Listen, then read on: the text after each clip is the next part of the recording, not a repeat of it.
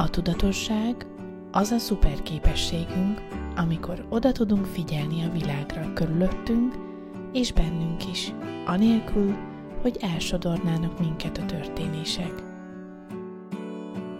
Képzeljetek el egy kis hajót, ami a kikötőben lakik. A kis hajó szereti a kikötőt, mert egy nagyon biztonságos hely. Szélvédett, nincsenek nagy hullámok, és a kis hajó itt minden gond nélkül tud siklani a vizen. Nincs előtte akadály. Egy napon a kis hajó elhatározza, hogy itt az ideje meghódítani a nagy tengert. Eddig mindig csak másoktól hallott róla, ezért most szeretné ő is kipróbálni. El is indul a nyílt tenger felé, és nem sokkal azután, hogy elhagyja a kikötőt, elkezdenek érkezni a hullámok.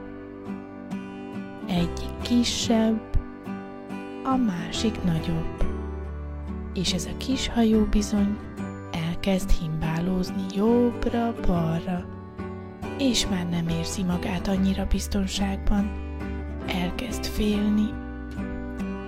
Aztán még nagyobb hullámok jönnek, amik egyre jobban mozgatják a kis hajót.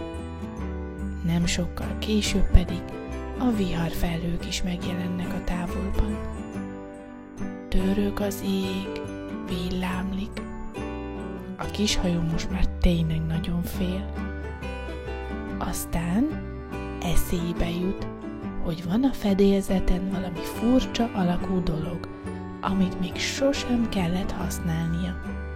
Horgonynak hívják. És ez a szokatlan alakú vasdarab most talán segíthet neki.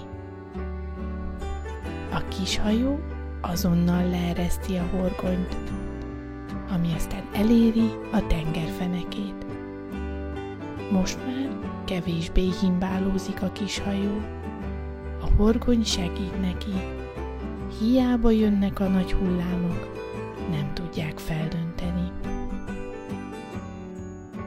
Ebben a történetben a kis hajók mi vagyunk, a hullámok pedig azok a dolgok, amik történnek velünk. Néha olyan hullámok jönnek, amik nem zavarnak minket, sőt, még izgalmasnak, kalandosnak, talán viccesnek is érezhetjük őket. Máskor olyan hullámok jönnek, amik félelmetesek, vagy akár annyira hatalmasak, hogy fel is lökhetnek bennünket. De ha van egy horgonyunk, akkor kicsit nagyobb biztonságban érezzük magunkat, és a horgony ebben a történetben nem más, mint a szupererőnk, a tudatosság.